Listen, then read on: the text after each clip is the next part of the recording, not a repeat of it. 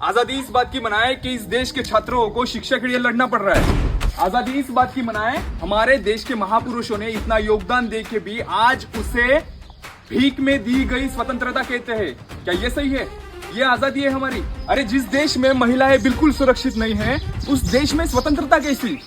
क्या आप इस देश में सुरक्षित है? नहीं है, हम इस देश में सुरक्षित नहीं है। क्या नहीं किया गांधी जी ने हमारे देश के लिए? क्या नहीं किया?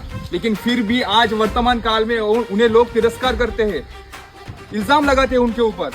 क्या यह सही है?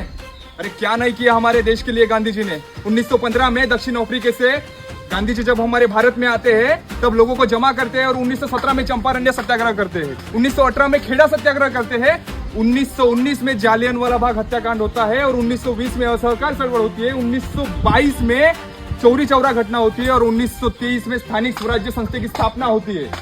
यही नहीं, जब हमारे देश में साइमन आया था, साइमन के खिलाफ भी उन्होंने लड़ाई की थी। वही नहीं तो 1934 में वैयक्तिक सत्याग्रह किया था और 1942 में भारत छोड़ो आंदोलन हुआ था और 1947 में 15 अगस्त 1947 में भारत को स्वतंत्रता मिली थी। तो क्या ये स्वतंत्रता हमें भीख में मिली थी? नहीं, ये स्वतंत्रता हमें कितने महापुरुषों के बलिदान से मिले हैं। क्या भगत सिंह का बलिदान नहीं था? क्या बाबा साहब अम्बेडकर का नहीं था? क्या गांधी जी का नहीं था? वल्लभ भाई पटेल का नहीं था? राजेंद्र प्रसाद का नहीं था? नेहरू का नहीं था? सबका था बलिदान।